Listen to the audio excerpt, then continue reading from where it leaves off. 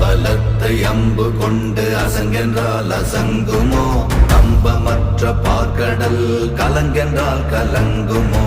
இன்பமற்ற யோகியை இருளும் வந்து அணுகுமோ? செம்பொன்னம்பலத்துளே தெளிந்ததே சிவாயமே.